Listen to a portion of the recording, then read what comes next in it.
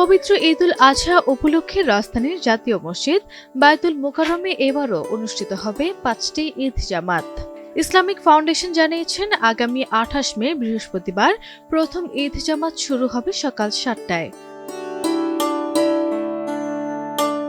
প্রথম জামাতে ইমামতি করবেন বায়তুল মুকাররমের জাতীয় মসজিদের সিনিয়র পেশ ইমাম হাফেজ মাওলানা মুফতি মোহাম্মদ মিজানুর রহমান।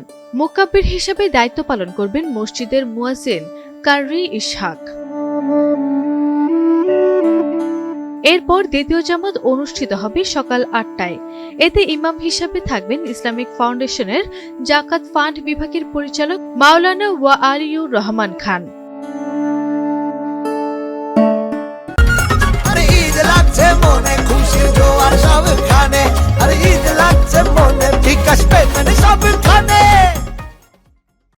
তৃতীয় জামাত সকাল ৯টায়, চতুর্থ জামাত সকাল ১০টায় এবং পঞ্চম ও শেষ জামাত অনুষ্ঠিত হবে সকাল ১০টা৪৫। প্রতিটি জামাতের জন্য পৃথক ইমাম ও মুকাব্বির নির্ধারণ করা হয়েছে বলে জানিয়েছেন ইসলামিক ফাউন্ডেশন।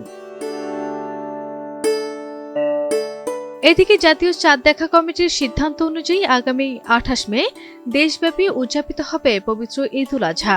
ঈদ জামাতকে কেন্দ্র করে জাতীয় মসজিদে নেওয়া হয়েছে প্রয়োজনীয় প্রস্তুতি। ঈদের দিন হাজারো মুসল্লির সমাগম হবে রাজধানীর জাতীয় মসজিদ বায়তুল মুকাররমে। তাই তো মুসল্লিদের নিরাপদ ও শৃঙ্খলাভাবে নামাজ আদায়ের জন্য নেওয়া হয়েছে বিশেষ ব্যবস্থা। আরবি ইসলাম হিমু, এনটিভি অনলাইন।